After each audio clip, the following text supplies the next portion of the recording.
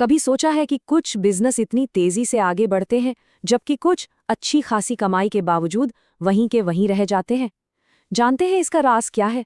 पैसा कमाना नहीं, बल्कि उसे सही तरीके से संभालना।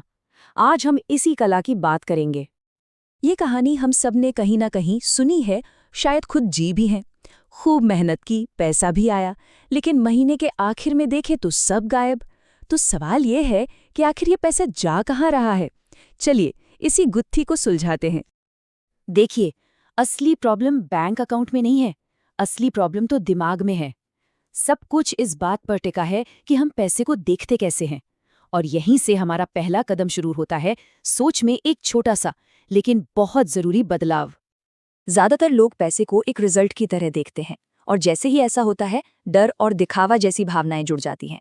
डर के मारे खर्च होता है या फिर दूसरों को दिखाने के लिए, और नतीजा पैसा हाथ से निकल जाता है। लेकिन सोचिए, अगर पैसे को एक टूल, एक औजार की तरह देखा जाए तो क्या होगा?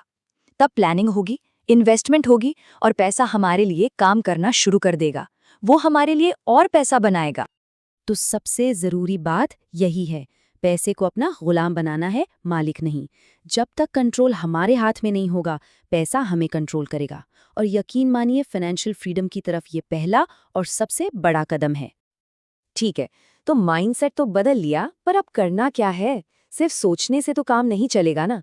तो चलिए, अब एक ऐसे सिंपल सिस्टम की बात करते हैं जिसे आज से ही शुरू किया जा सकता है। और ये इतना पावरफुल है कि ये किसी भी बिजनेस की फाइनेंशियल तस्वीर को हमेशा के लिए बदल सकता है। और जानते हैं, ये पूरा सिस्टम सिर्फ एक नंबर के आसपास घूमता है। 3। जी हाँ, सिर्फ 3। 3 बैंक अकाउंट्स, 3 सिंपल से नियम।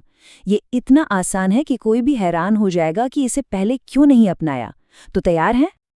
ये सिस्टम बहुत ही कमाल का है। पहला अकाउंट है ऑपरेटिंग अकाउंट, जिससे बिजनेस के सारे रोज के खर्चे चलेंगे। दूसरा है प्रॉफिट अकाउंट, और ये सबसे जरूरी है। यहाँ से खुद को सैलरी दी जाती है। ये याद दिलाता है कि बिजनेस सिर्फ खर्चे चलाने के लिए नहीं, बल्कि प्रॉफिट कमाने के लिए है। और तीसरा इमरजेंसी फंड, मुश्किल वक्त के लिए एक सेफ्टी नेट। इस सिस्टम का असली मकसद सिर्फ पैसा जमा करना नहीं है, बल्कि पैसों पर कंट्रोल पाना है, क्लैरिटी लाना है। जब बिजनेस और पर्सनल खर्चे अलग अलग होते हैं, तभी साफ साफ पता चलता है कि बिजनेस असल में कमा कितना रहा है। और यही क्लैरिटी बेहतर फैसले लेने में मदद करती है। देखिए, एक कामयाब बिजनेस चलाना एक बात है, लेकिन असली फाइनेंशियल डिसिप्लिन तो घर से शुरू होता है। अगर पर्सनल फाइनेंशियल आदतें ही खराब हैं, तो उसका असर बिजनेस पर भी जरूर पड़ेगा। तो चलिए देखते हैं कि कामयाब लोग अपने पर्सनल फाइनेंस को कैसे मैनेज करते हैं। इनकी 3 आदतें सबसे खास हैं। पहली, ऑटोमेशन, मतलब बिना कुछ सोचे समझे इनकम का एक हिस्सा अपने आप सेविंग या इन्वेस्टमेंट में चला जाए। दूसरी, लाइफस्टाइल पर कंट्रोल, आमदनी बढ़ते ही खर्चे बढ़ा देना। इसे लाइफस्टाइल इन्फ्लेशन कहते हैं, और ये फाइनेंशियल आज़ादी का सबसे बड़ा दुश्मन है। और तीसरी, अपने नंबर्स को जानना। और ये बात 100% सच है। जब तक कोई खुद अपने नंबर्स का मालिक नहीं बनता, वो हमेशा दूसरों पर ही निर्भर रहेगा।